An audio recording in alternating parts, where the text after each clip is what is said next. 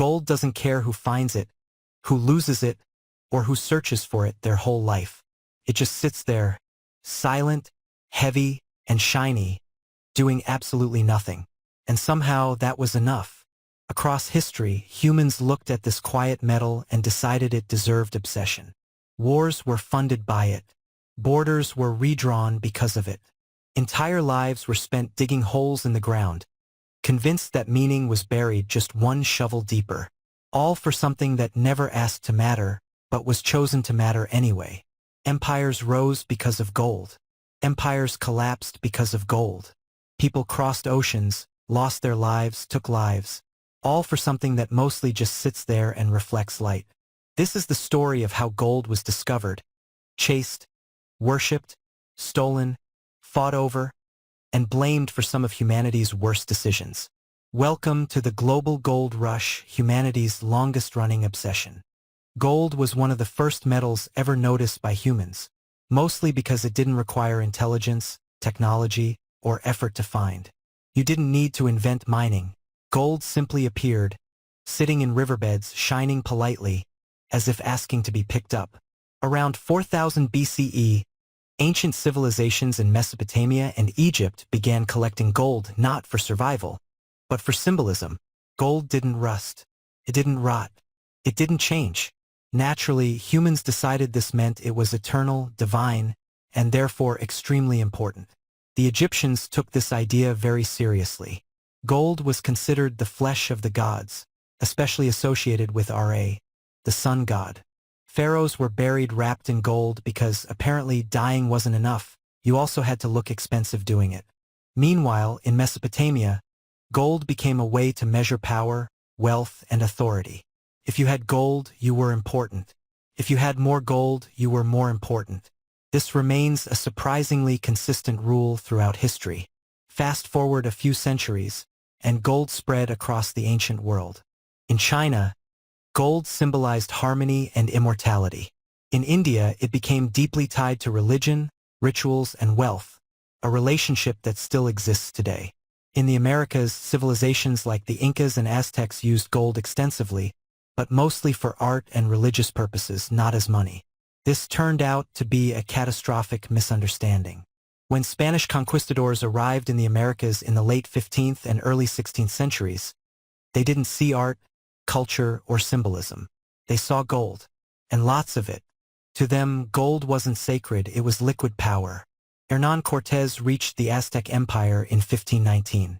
Francisco Pizarro encountered the Inca Empire in the 1530s. Both empires were wealthy, organized, and technologically impressive. Neither was prepared for Europeans whose entire economic system revolved around turning shiny metal into global dominance. The result was mass looting, violence, forced labor, and the systematic extraction of gold. Spain became incredibly rich very quickly. Unfortunately, it also triggered massive inflation in Europe, because dumping enormous amounts of gold into an economy turns out to be a bad idea. Economists would later call this the price revolution. At the time, people just called it, "Why is everything suddenly expensive?" Gold fever didn't stop with empires. In the 19th century, it became personal. In 1848, gold was discovered at Sutter's Mill in California. Within a year, over 300,000 people rushed west. They were called the 49ers, because optimism sounds better than people about to be disappointed.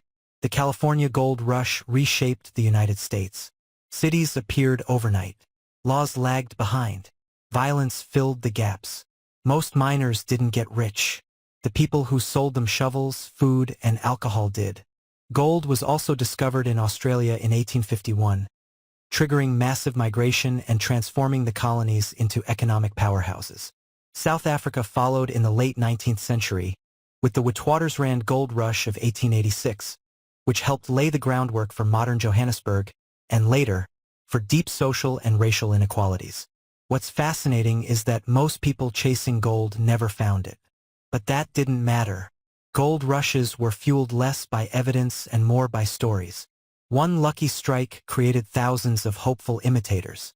Logic quietly exited the room. By the 20th century, gold had fully transitioned from object to concept. It backed currencies, stabilized economies, and sat quietly in central bank vaults, doing nothing but being trusted. The gold standard linked money directly to gold reserves.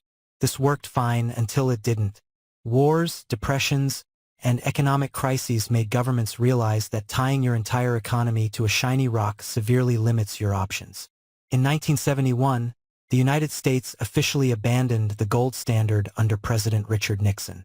Money was no longer backed by gold, but by trust, confidence, and collective agreement, which, historically speaking, humans are not great at maintaining.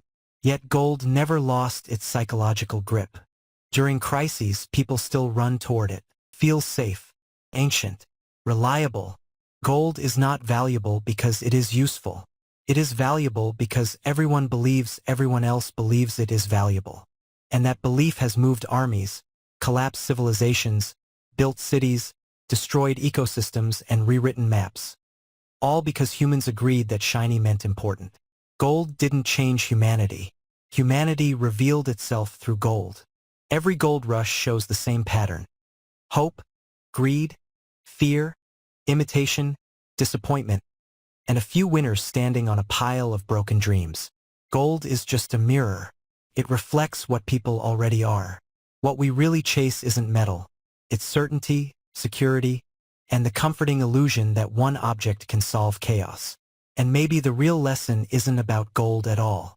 It's about how easily humans agree to worship something, as long as it shines.